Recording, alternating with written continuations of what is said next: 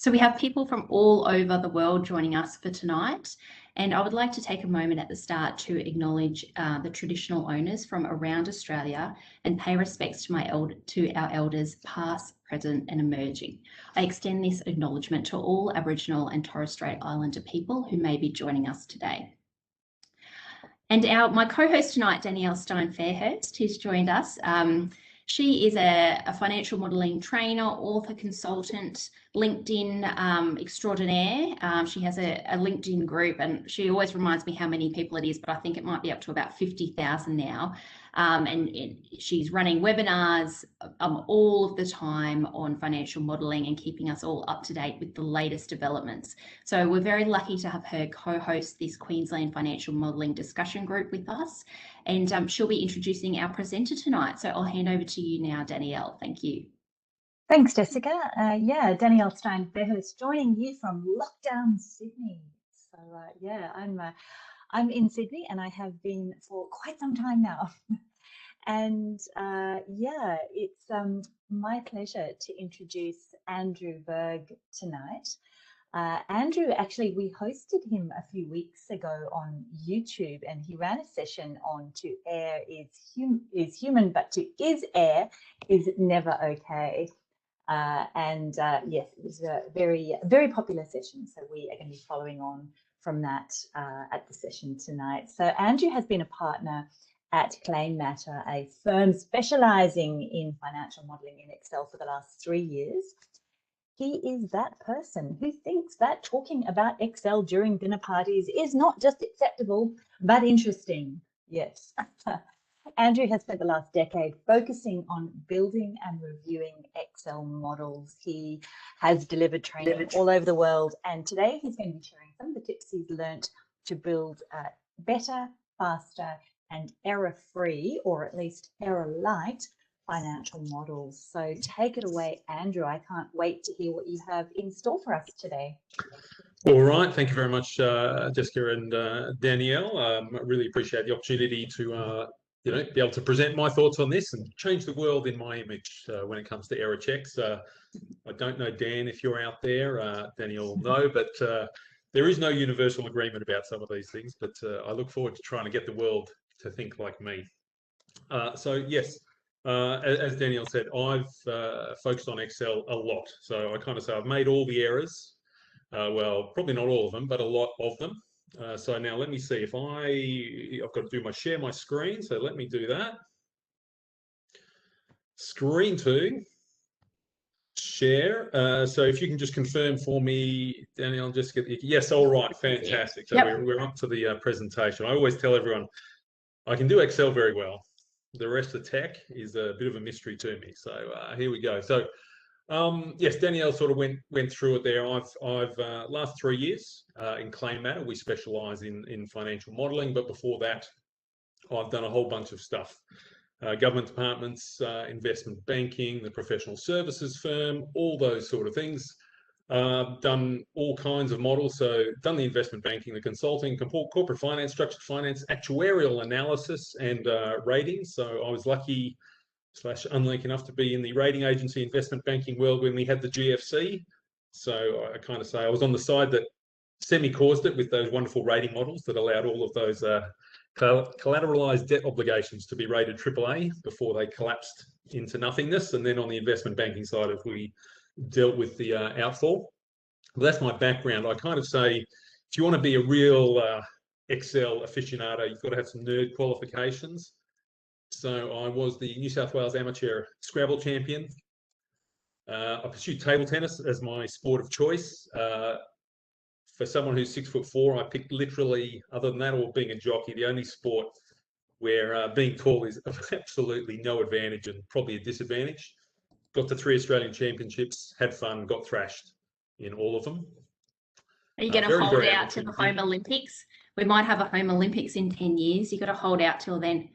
Definitely. Lifelong Spider-Man fan and rock collector, and not enough personality to be an accountant. So I did the actuarial degree instead. And because we're in lockdown, I'm in lockdown as well. I am wearing my Spider-Man shirt today. I don't have to be corporate for this. but I've specialised. My nerd qualifications definitely in Excel. I used to joke to people, you could lock me in a room with Excel and I'd be happy. And well, that's the world I'm in right now. So, and particularly with the South Australian lockdown, I think we've got the strictest conditions of anyone in Australia for a lockdown, even though we've only had one case. So anyway, I just want to jump into it. So as Danielle said, the ultimate aim always is to, when you're building your models, to be error-free, or at the very least error-lite, right? It's very hard to be error-free. But I also know for a lot of you, you're going to get other people's models. You're going to have to understand them. You're going to want to review them. So I'm going to try and give you some tricks to help that. Now, I can't see the questions as they come up just because of the setup of my screen here. So Danielle and Jessica, if a question comes up and you think worthwhile, just quickly butt in and interrupt me because of the way the PowerPoint is set up. So look. Yes, we'll do. Yep. So I'm from ClayMatter, and look, good modelling, you need a modelling life cycle or approach. So we have what we call the scope, specify, design, build, test, handover. We've also got some best practices that we apply in the build. And so we run courses on this where we go through these in a lot more detail. But today we're talking about that test and extensive use of error checks. Danielle did mention that I have, I did run another course previously, or another presentation about error checks. I'm going to touch a little bit on that. I know that some people potentially were on that call, and so this will be a bit of a repeat, but some people weren't, and so I think it's an important bit to understand. So pop quiz, you'll know this, pop quiz hot shots. I'll be curious if anyone wants to go in the chat function. I wonder if I can see the chat. No, I can't see the chat function. Goodness me. No. You know, what does A plus B minus B equal? I'll put you on the spot, Danielle. What does it equal? What does it equal? It equals A, of course. What? I thought you'd learned from last time.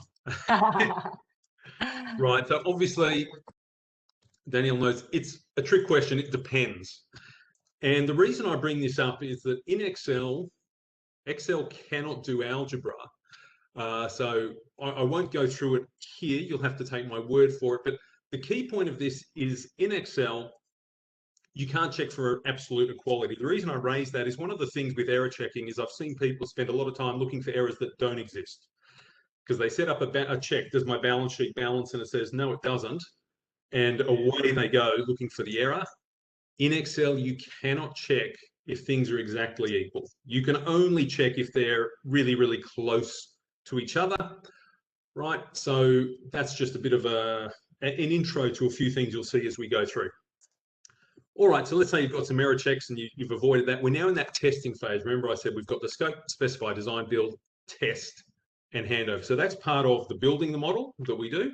And you know, Danielle will be familiar with that. But also when you get someone else's model, this is a problem that you're going to face. So why we test? There's a couple of reasons why we test, right? Sometimes you've built in the error checks and they're going off, right? So you want to test and try and work out why that is. Other people's models don't have enough or any error checks, and you want to go through, you're responsible for it, you want to understand it, so you've got to do it. Sometimes, you know, like this, people know from the results, you're looking at the outputs, right? And it could be as something as obvious as a, you know, div 0 or something, or it could just be the results look crazy. And so you know they're wrong, you need to work out why. Look, extra assurance to users, contractual requirements. It's, you know, a lot of cases nowadays, financiers and bidders, they require a model audit to have been done, and part of that is testing. It's the job, like that's one of the jobs I have. And look, in all honesty, in my experience, every unreviewed model has an error. So Danielle, I don't know if you want to give a nod on that, but I've never yet had a model provided to me for review where I have not found a material error. So I always say the biggest I found was a $100 million in $1 billion bid model. And the client was lucky that the error was in their favor. They could actually bid 1.1 billion rather than 1 billion, and you know, it still made sense. And the other reason I bring it up, it's terrifying. It could easily have been the other way. Oh, absolutely. And I always say the biggest error I'm aware of is in the order of $15 trillion in a model that was going to be used for a bid. And that's why I also say you can't just rely on the outputs look okay, because in that case, the outputs looked all right, but there was a massive error. And then this is the classic. This is actually a screenshot from a Microsoft product ad. And if you actually look at that total, it is not the sum of the numbers above. They made an error in their formula and they skipped out a couple of rows accidentally, so they didn't have someone test their model. So if you're going to do a test, there's just a couple of things you should always do before you start testing. So firstly, close other files, right? It's too easy to muck around and suddenly find that you've been altering the wrong file. Save it as something else. Right? You want to have that model that you start with, because when you check things, you're trying to break it to some extent, right? You're going to often change inputs, insert things, delete things. You don't want to do that on the master file or the original file. Unhide everything. I'll touch on that later, but it's a common cause of errors where things are hidden, and so you don't even realize they're being dragged into formulas. Disable circularities, right? So you don't want to have circular references running around in a model, or if there are any, you want to know that in advance. Now, this isn't a course on advanced modeling, but I always say to anyone, if you've got to review a model and there's circular references, just feign sickness, palm it off to a colleague, let them have that one. You just don't want circular references. And last use cell, just understand what is the last use cell in each sheet, just so you know the scope of what you're testing. We cover a little bit of that in some other courses. So the first thing I always say, be skeptical of the data, right? You'll often get models, and at the base of a model, there is some base data. Do not trust it. The problem is if you start with what I call internally inconsistent data, you can get false errors that you can't correct later. And I'll show you what I mean with a little model I've got. Here's something I had set up before. Let me see. Got to make sure I get the right one. Is it that one? No, it's not that one. It is. Here we go. This one. So this is a fairly classic. If you're ever building models and you've got historic actuals, right? So I've just got it here. Hopefully you can all see that. This is just some standard financials. And you will often get this. And what people will do is just type in all of these hard codes, bang, they're on the financial report or something like that. What you will notice, however, is that printed financials are often rounded. The total here is not actually the total of these numbers. There is actually different. If I total these, it is actually 241,482, right? So when you've typed in these unrounded numbers, so what you want to do is if there are totals, set up a formula in there. So that is just a sum formula. Don't just trust the data. Because if you'd happily gone along with those hard codes, at some point you would hit a problem. Because if you are pulling the sum of those three numbers at some point, but another time looking at the hard-coded total, you've got an inconsistency, and that will cause problems and you won't know. So just because the data is there, don't trust it. Even if someone sends me the data and tells me it's correct, I will always double check it, right? So as I said before, I set up my error checks. You'll see here, this is just an absolute checking that the net assets equals the equity, and I had an error there, right? And so that's why it went off, but now it's all clear, right? Now, a word of caution, if that happens, if you've got this rounding error, you've got two options. You can change one of these numbers. So suppose the total, right, these are all rounded and maybe you need to add one there. If you're going to do that, two options. You either have another row in there that you insert and you call it a rounding problem, or a rounding adjustment, or make a note to the side here that you've adjusted a number, because otherwise someone will look at this later on and go, oh, Andrew mistyped the total, and they'll override it and create errors again. The other thing I say about internally consistent data, or inconsistent data rather, right, does the balance sheet balance, right? I had this with a client, they sent me a model, they sent me all the data and the balance sheet balanced, and I happily went along and I got these errors. Turned out that their financial system didn't balance. There was literally about $1,000 error at some point. So they had just overridden it once again. So the total added up. Or you'll see other people override the error checks with true or false. I can see you nodding there, Daniel. You've probably all seen that where someone's like, it's giving me an error check. I will just override the error check with a hard code, right? The other thing is you want to make sure that hard codes are hard codes and formulas are formulas. Don't just trust the data. I'm going to show you a few tricks on how to do that as we go forward. Make sure the data is actually possible, right? Because you're going to make assumptions. So I worked with an insurance company that happily told us that their data systems were fantastic and we could go ahead and assume the data would all be correct. They gave us data dumps that had dates of birth that were like the 30th of February, right? Now that date does not exist, right? And so once you start throwing those things through your model and you try to calculate ages and things, you get all sorts of errors. Birth dates in the future, birth dates after the date of death. Now, those are some common ones that I just put there because they happen with dates, but these things happen all the time. For instance, someone will give you an opening cash balance. You better check that that's the same as the prior period closing cash balance. Just because they give you those two numbers doesn't mean the same. But yes, as Danielle said, please don't screen out errors using is error. I won't go through this. This is a slide. Is error is bad. Check for the error. Don't use this error. You will disguise things that you don't want. It's a nightmare. All right, now, I want to go into some actual testing things, right? Because I've given you some principles there. So if you've got a model and you want to test, I kind of have this, don't be sensitive.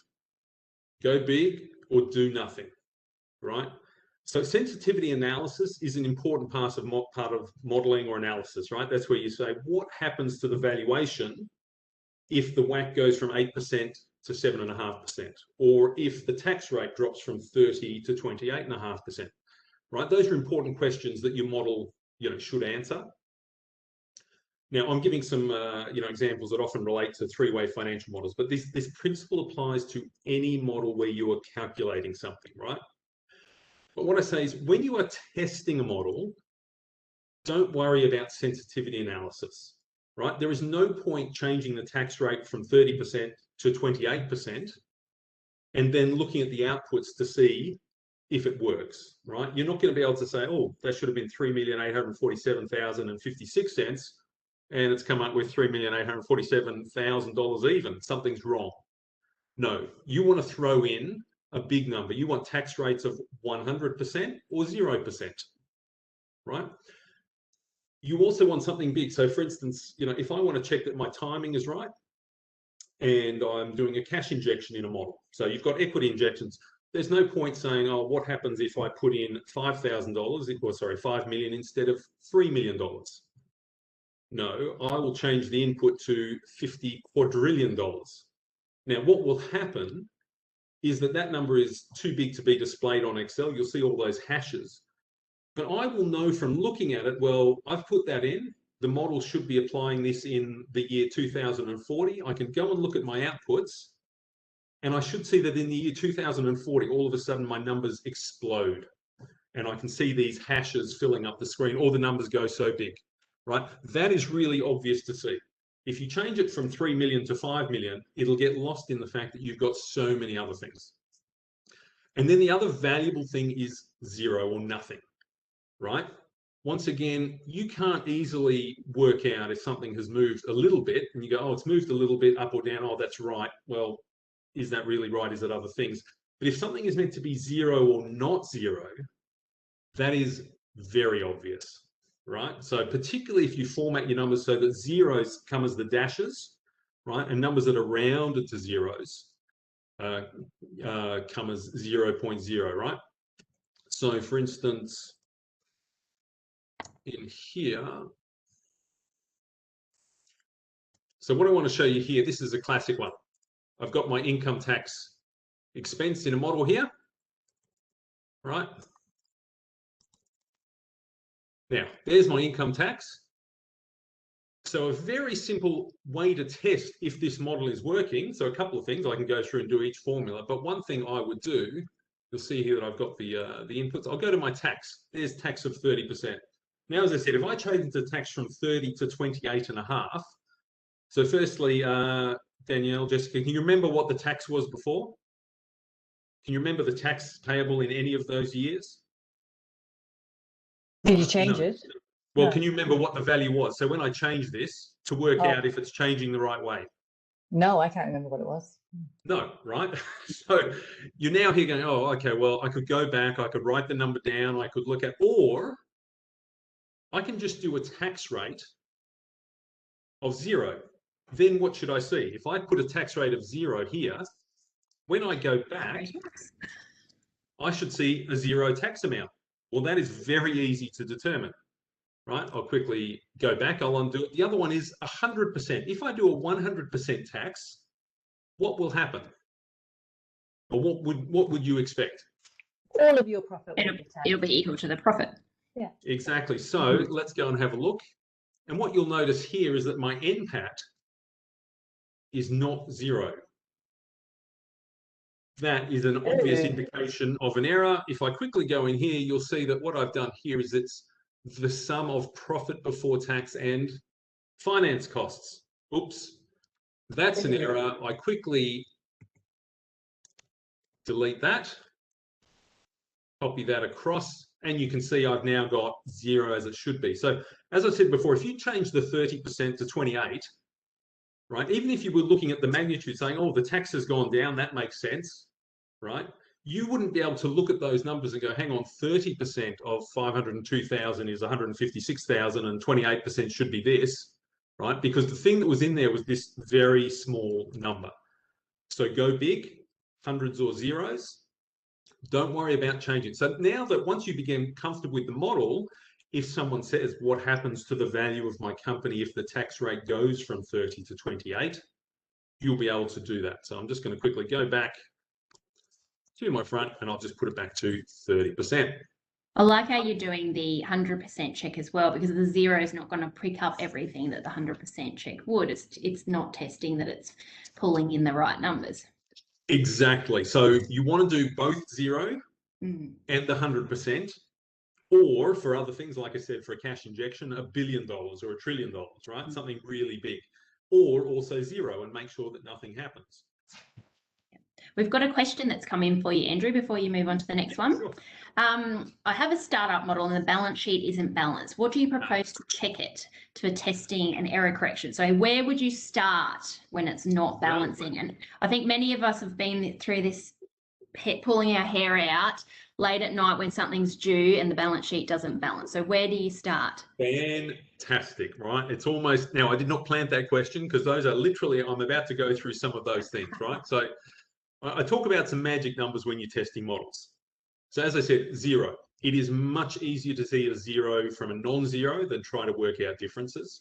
The 1 or 100% are fantastic. They're also good when you've got formulas that are, you know, something, you're splitting something into 2 components and you've got a percentage input, right? So one thing is the percent and the other one is 1 minus that percent. So the advantage of 100% is you can, one line will be 0 and the other line will be 1, and then you put in 0 and it's the other way around, right? And this is why I say don't use 50% for one of those, because if your formula is 1 minus the input, but the formula should have been just the input, you'll actually get the correct results with 50%, right? Because 1 minus 50% is the same as 50%. So you don't want to use 50% as one of your testing numbers. Now, balance sheet ones are a classic, right? So the first reason I put in that don't check for exact equality is if you are doing that, you will spend ages looking for an error that does not exist, right? So that's the first thing. If your balance sheet doesn't balance, don't check. You shouldn't be checking, does this equal this? You should be checking, is the difference, the absolute value of the difference, less than about 0.0001, or some people use the round function. The next thing, 2 is a very magic number.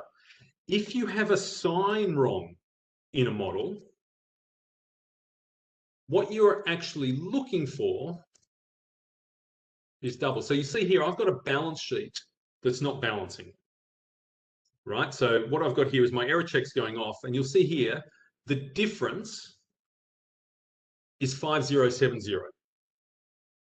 Now, there are a couple of ways this error could happen, but if you have a sign the wrong way around, what you do is you look for half of this number, because if you were meant to do A plus B, but you do A minus B instead, the difference between those two is actually 2B. So one of my first things is if I see something like this, where I've got this balance and it's a single number the whole way across, it's a single one period transition. You can look for that exact number. Literally, you can, if it's a nice round number, you can literally sometimes do a find and replace for it. A find for it. If it's not, look for half of that number. Now, I've actually set that up before. So it is, in fact, in my, and the other classic one is you'll often find it in your CapEx. Now, when I say half that number, so let's just expand these decimal points. Oh, I've got multiple errors in here. That's why it's doing it. So you look for half of the number. So what you've got here, I've actually got the sign the wrong way around. Now, firstly, the other thing is I need to, just a minute, my historics. Here's the other error. So firstly, I'm going to go one step back. So 2 is a number, we'll do that. 9 is another magic number.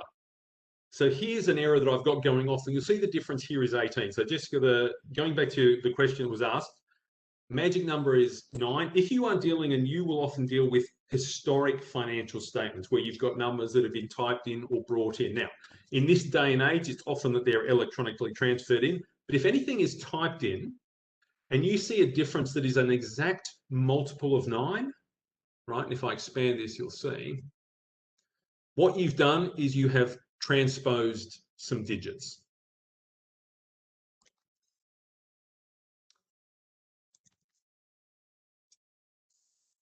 Now you'll see there what the number is actually 123442.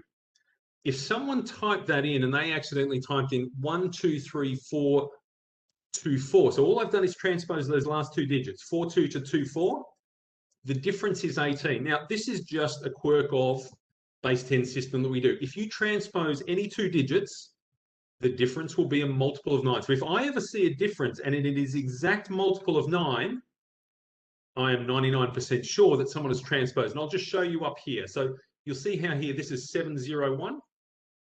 If I transpose the 1 and the 0, the difference is 9. If I go Of course it is. Of course it is. I never thought to do that. That's fantastic. That's right. If I transpose the 6 and the 3 to 36, the difference is 27, which is a multiple of 9. If I transpose the numbers even in here, so instead of 134, I typed in as 143, the difference is 9,000, which is an exact multiple of 9. So if you ever see that, odds are you've just got a simple data entry where some digits have been transposed. So that would be my first check. Okay, then, now that I've cleared that up, we can go back to the rule of 2. So here's the other one, 5,052, a balance sheet not balancing. If you look for half of that number, 2,526, you'll see here that the formula, the negative sign is not in there. Now, here's another tip that I give all my modelers. Don't just put in a minus sign in your formulas. Advanced modeling tip, kids. Put in 0 minus.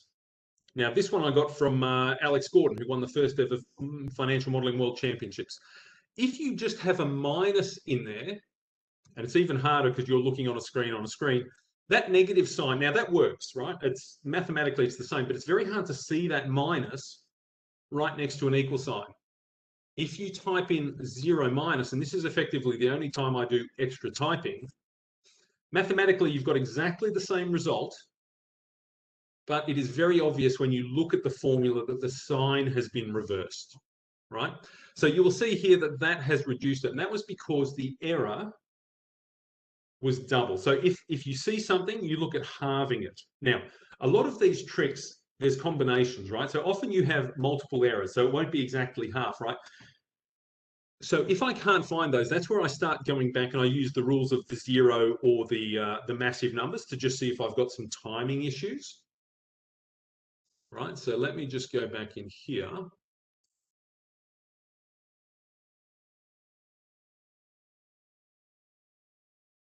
Oh, no, that's for a different point. So I've put another error in that if we've got time, we'll go through later. So for instance, so when the balance sheet balance, so the first thing I do, are you checking for an error that doesn't exist, right? So make sure you're using the right error check.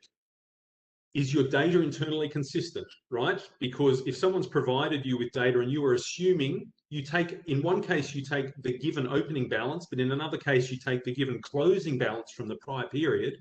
If those two numbers are different, you're going to get crazy errors. But let's say none of those happen, right?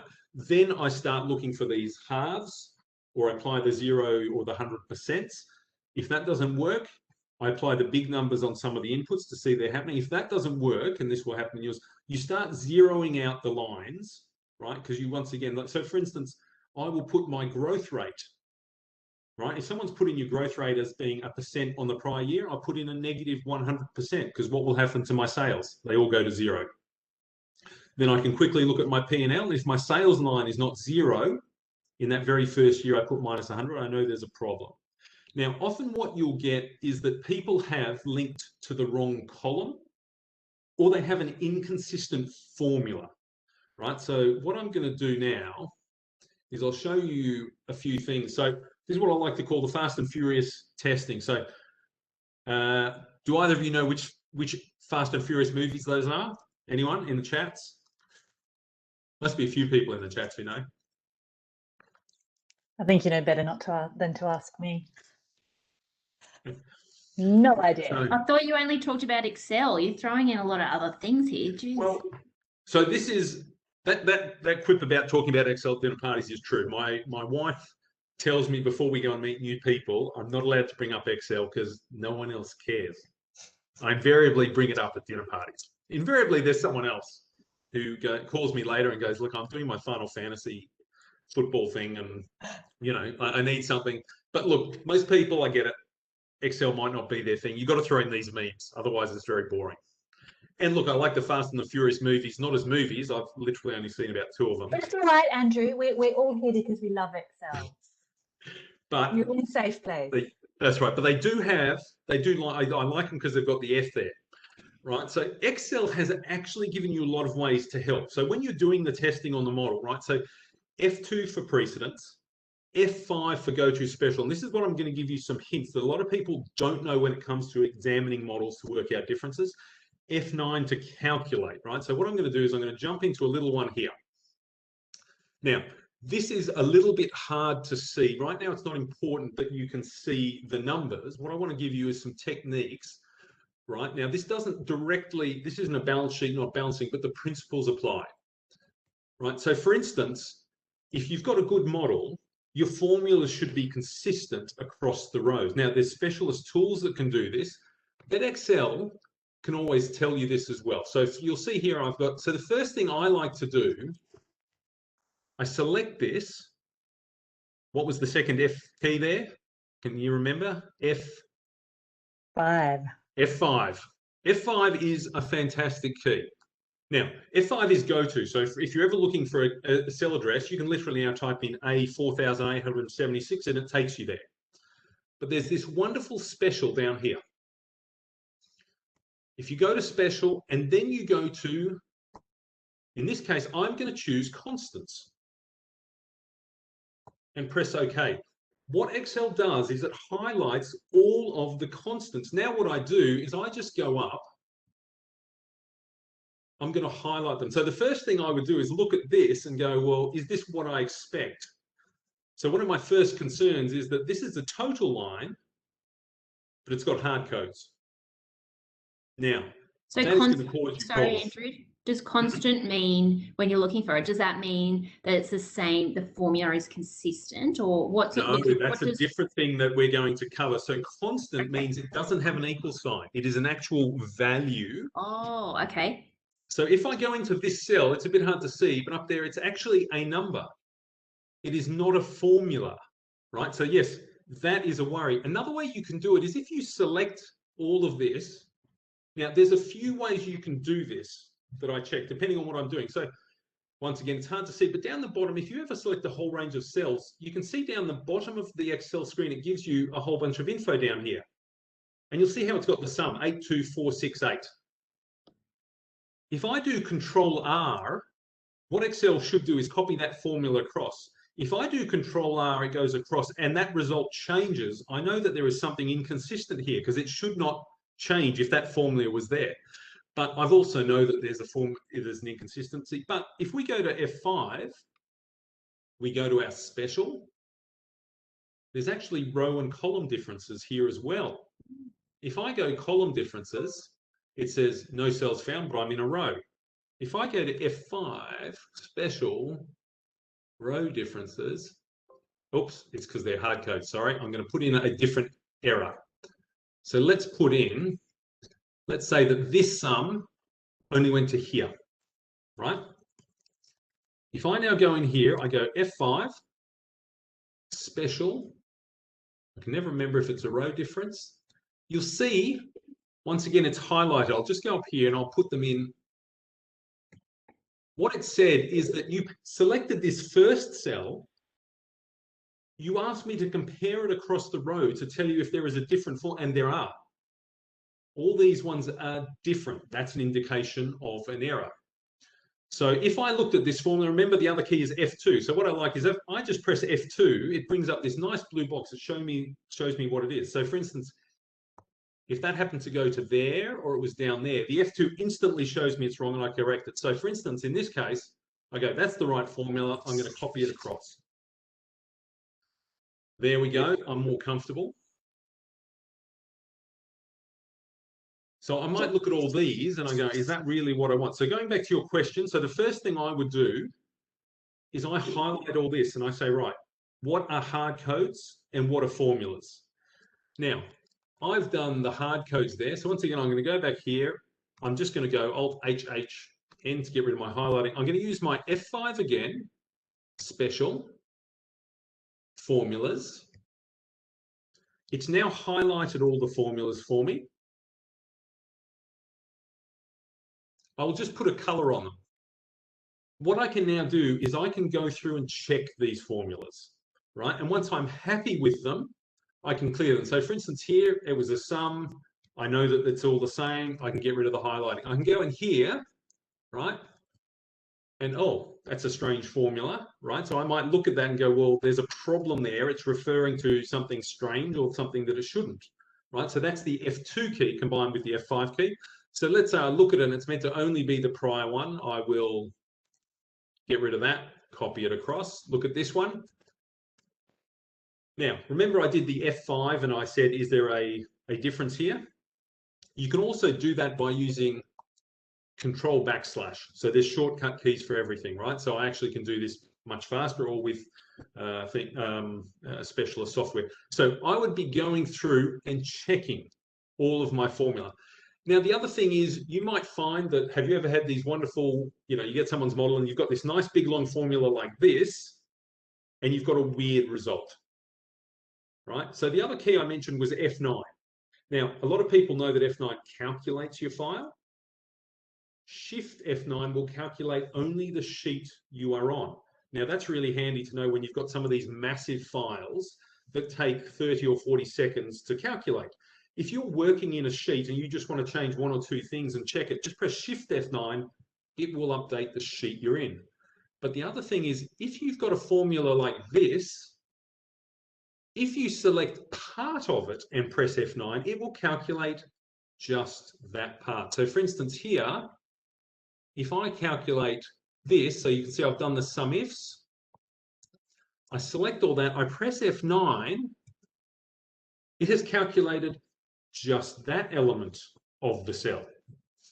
That's giving me a value. Now, it's a slightly advanced reason, but the ranges here don't line up. So I'm going to quickly move this back, move that. Now, the result now is coming up with a div 0, right? And you'll see that if I select this little bit now and I press my F9, number 9, so that bit's working. Is the div 0 from this bit? Well, if I use this and I do F9, nope, there's a result there. The sum, I select that bit, F9, that's working, aha. It's dividing by this 0 value. So I've analyzed it. So how do I get around that? Don't throw an if error around this formula. What you would do, so firstly, escape to come out of here. If you just hit enter, it's overwritten your wonderful formulas with those values. So you press escape. What you actually want here is in this little bit, you would do if K2 equals 0, comma 0, otherwise, whoops, do the sum. There's my fat fingers.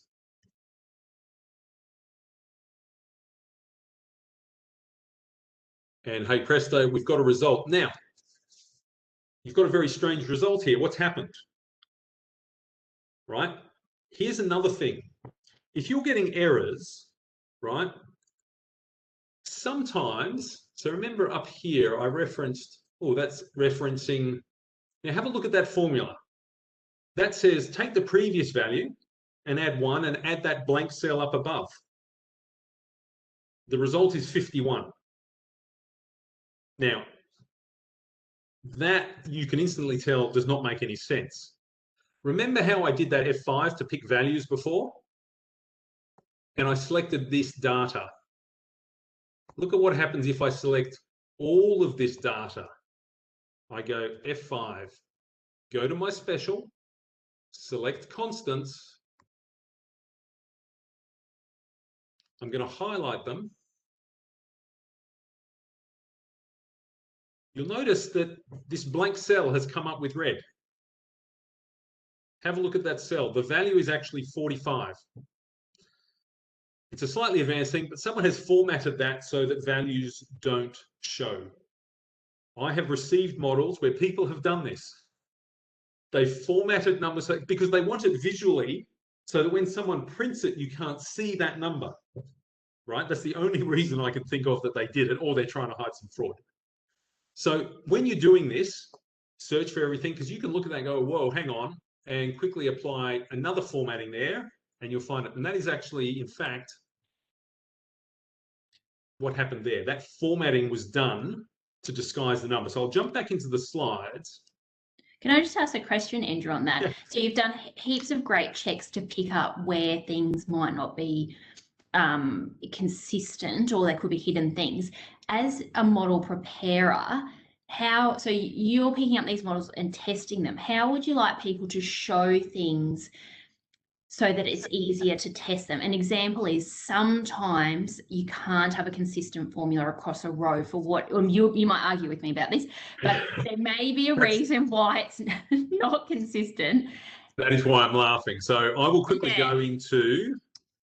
I think Danielle's tip in her book is to put 2 lines so that you can clearly see when the formula changes.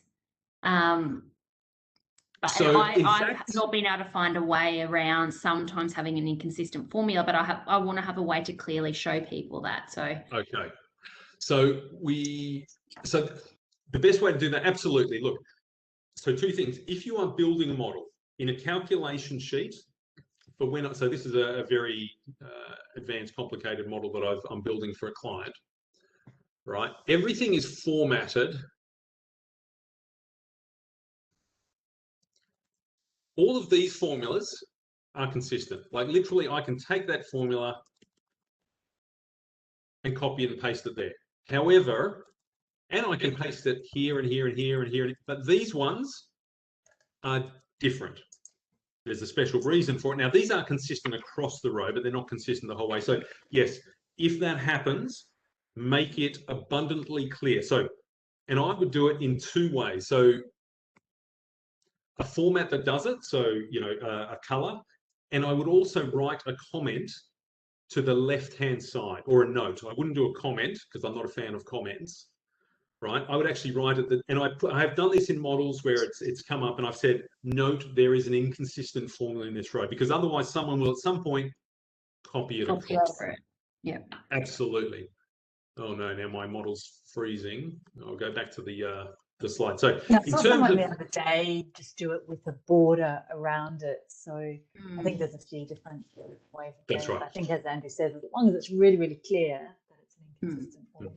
Now, the other thing is precedence and dependence. This is a great way to understand formula. So when things go wrong, you want to know, is it referring to the right things, right? So going back to this case, now I'm just going to quickly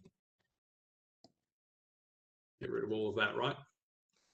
So for instance, this formula here is referring to a lot of things, right? So you're looking at that and going, oh, I'm going to go and check it, right? But as soon as I come out of here, I've lost what I wanted to check. So there's a couple of ways. So in Excel, if you do Alt-MP, it's on the formula bar, you get these wonderful little blue lines. You can see that now gives me, I can now go, it's referring to all of these things. I can look at them and understand them, right? So I can go through and say, oh, it's doing this. So let's, I'm going to change this formula again to cause an error. So I'm going to take this up to Z. So now you'll see, if I do the Alt-MP on this, Alt-MP, you can look at that visually and see, oh, these two ranges are inconsistent, right? Now that's the cause of the error. Ooh. But error check undo sometimes doesn't work. I'm going to get rid of the, the things.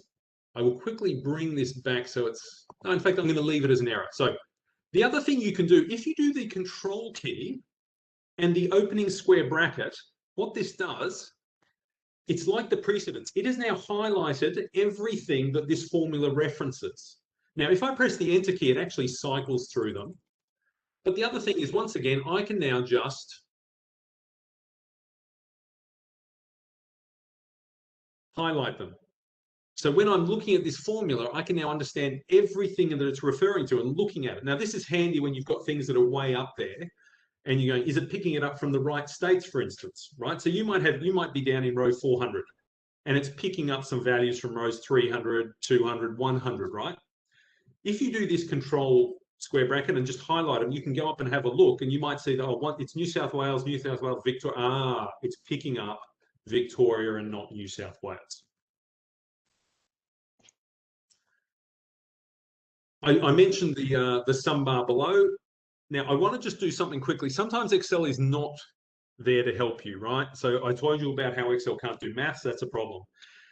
There's another wonderful debate amongst Excel modelers, and that's those wonderful green ticks. So I don't know if you use the green ticks to highlight inconsistent formulas, right? That's an option in Excel. I always turn that off because it doesn't always work.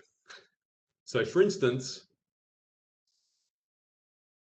and here's where some other approaches I use. So for instance, you'll see this is just a column total. So this is a standard column total, column total, column total, column total, column total. But have a look at this formula.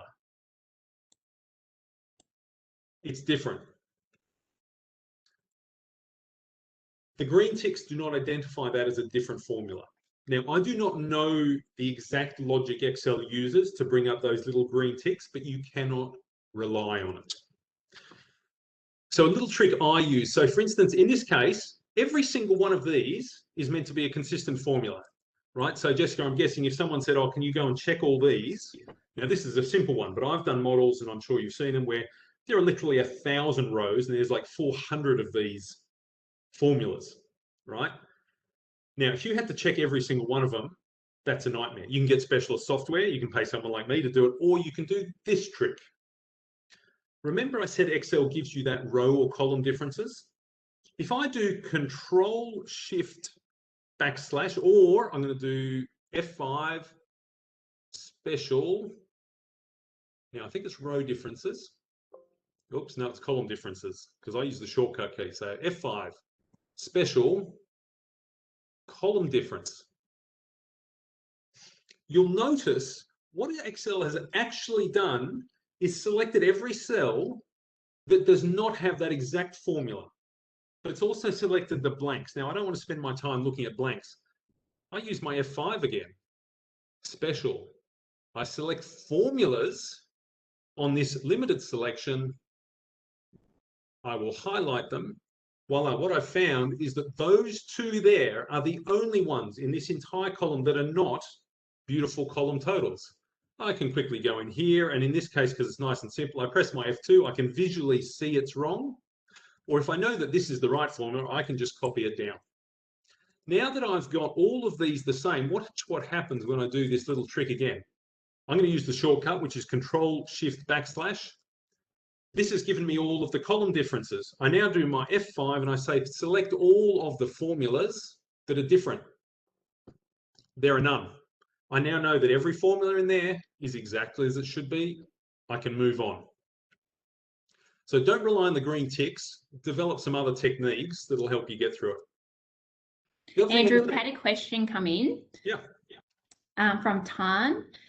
Your Excel model's very nice. Do you have any tips for us for formatting? And just letting you know it's 21 past, so we've got about 9 minutes left of the presentation. Okay, I will quickly wrap up in a few things. So I've got a couple of tips. Yes, look. So firstly, we run training sessions on this, and part of that is going through those best practices and designs. But what I'd say is you want to use custom styles. So I'll go back to my model, this model here, up here in custom styles, right? If anyone gets one of my models and they look in here, they can instantly see what these things are. A solid line means it's a total. This is an error check.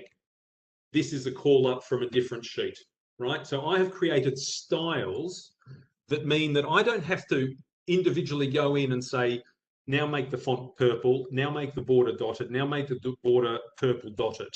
I've actually got a style that applies all of those things at once. So you just want some consistent styles. And so generally you want to carve out things that are inputs.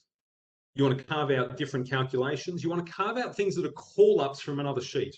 It's important, it's good to know if something has just been called from another sheet or if it's been calculated on the sheet you are. The other thing you can do, and look, Excel can record.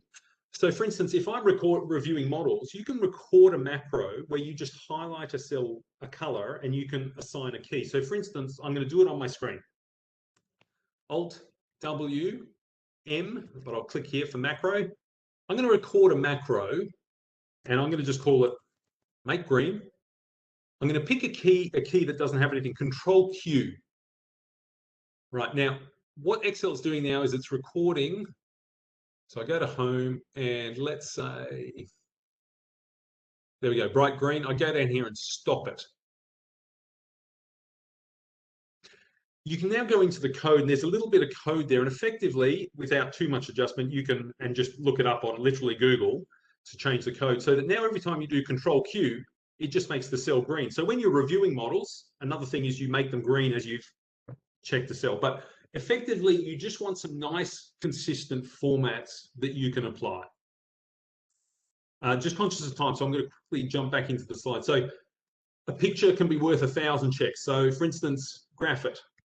So now this is a whole bunch of numbers. If I said, you know, Jessica, which number looks a bit strange to you? Yeah, it's very hard. And this is small, right? You will often be dealing with much more data than this. Just graph it. Literally just select the data and do a line graph. You look at that and you go, right, something is a little bit strange. And if you go in and in the data I've set up, literally at one point there's a multiplied by 1,000,000, you know, instead of multiplied by 100, right? And that's why you get these crazy results.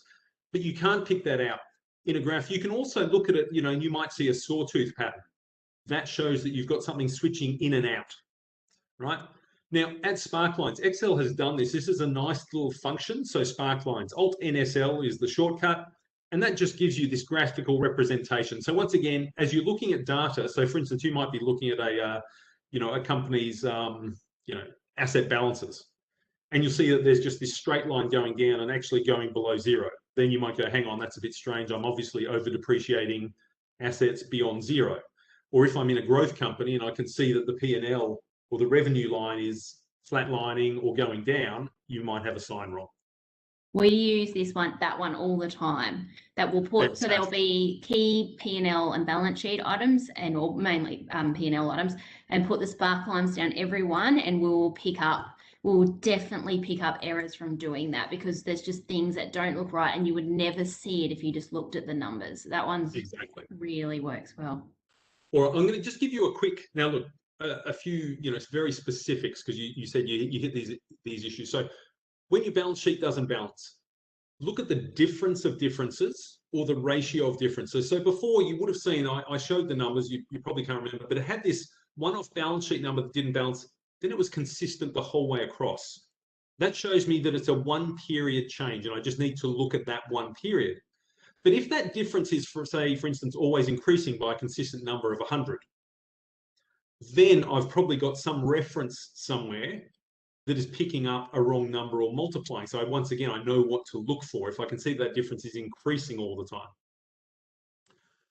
Or a ratio, right? If I look at a number and it's like 1.1 of something else, I go, right, GST. Moving from actuals to forecasts. This is a classic problem, right? So people get their logic wrong or they're picking up incorrect values, right? So have a look at that to make sure they're doing it right. Hidden rows and columns, right? I can't emphasize it enough. I literally once spent about 5 minutes with someone because we were looking at a formula and we couldn't work out why, you know, the sum of these numbers was 10 million when all of the individual values were less than 100. Yeah, there was about 10 hidden rows with some hidden numbers. So just make sure you unhide the rows and the columns so you can see everything you're looking at, right? Custom formatting, we just discussed that, right? People will, for whatever reason, or they'll put white font, right? They'll change a number to have a white font. So you're looking at it going, well, this should work, right? It's the sum of these 5 numbers. It's the right range, but it's giving me a wrong result. Well, something's hidden. You're looking at it and it's not a 0, right? It's hidden. Text as numbers, right? So make sure that the values are actually as numbers, because sometimes when you sum things up, depending on the function you use, sometimes Excel will skip over text and it won't give you an error. Sometimes it will. So another thing with data coming in, sometimes it's a good idea to multiply things by 1, right? Because if you've got a text or spaces, that will highlight some problems because it won't be able to multiply it by 1. Andrew, I might have to cut you off. Yeah, sure. Because we'll have to, I'm so sorry, there's such good content here. I want to keep hearing to them, but I'm mindful people will have to go absolutely. And I don't want them to feel like they're missing out. Yep. So we will have the recording of the presentation going out, so people can certainly look through and see what was on any of the slides. And someone had asked a question about how you did the sparkline bit, so you can review the recording and see that. But also sparkline's something that you can Google. It's often things like that is easy as just to do it yourself and sort of work your way through it by Googling it. So I would suggest probably doing that because it'll be hard to remember what Andrew says for it anyway. There you go. So anything you want to look through that, you'll have the recording there. Yep. Is there any last wrap up that you wanted to do, Andrew? Two things that are on this sheet, just very quickly. So first, get fresh eyes. Have someone else look at it. You will be amazed how often they'll just go, why is that doubling instead of halving or something, right? Or, you know, that shouldn't be that value. And the other thing, I've seen people use sum ifs, count ifs, index match.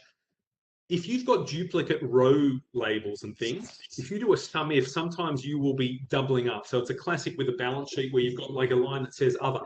So people do, sum ifs other, and that picks up other assets, other non-current assets, other liabilities. And so of course, then you get strange results. So if you're doing a sum ifs, you want to make sure that you've got unique labels. So in that case, you better do a count ifs of the label and see if there's anything different. The same with index match. Right, I've seen people do an index match, but there happens to be early on the exact value they're matching to, and they don't realize. So the value they're picking up is from a different row, right? They're looking back going, saying, look, I know row 57, it's called Fred. Fred has 56 things, but yet the formula is giving 23. That's because up earlier, there's another Fred that has 23, right? And so you cannot rely on that unique thing, right? And then the other one is dates. I've seen people do average of dates and things, and in one case they were using an end of month. In another one, it was the start of month, but they'd formatted the date so it only showed the month and the year. So once again, they were looking at these two things going, these are exactly the same. It's June to July, both June to July, but in one case it was the 1st of June, and in the other case it was the 30th of June. Thank you so much, Andrew. There's some fantastic tips there. Yeah, there's just so much content. Thank you. I definitely feel like I want to review all the presentation and see all of the slides. I've got a lot of excitement going on in the background. A lot of fireworks are going off, which means Brisbane has won the 2032 Olympics. Wow. Just for excitement purposes, I will show you. Oh, wow. I was going to say it means that there were no COVID cases and we're out of lockdown. Yeah, So Brisbane is getting the 2032 Olympics. I know that for sure, unless they've accidentally. what a hit the way! button. What a way to end our session. Fantastic. Yes. You could have said that you'd arrange fireworks for the end of my. I did. It was just to say how much we appreciate your presentation. So thank you very much, Andrew. That was really great. And for everyone, you will receive a copy of the presentation slides, I believe, and a recording Without of the memes, presentation. because you get in trouble for copyright reasons. Okay. I'm sorry, it's getting very loud here with all of these. And I think we've got the next session set for the 13th of October, and we're going to have someone walk through a financial modelling World Cup case study. So I'm really looking forward to that as well. Yes.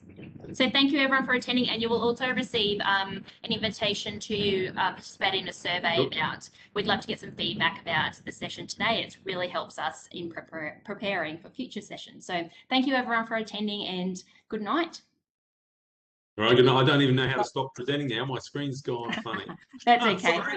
Bye, everyone. Thank you. Good night. Bye.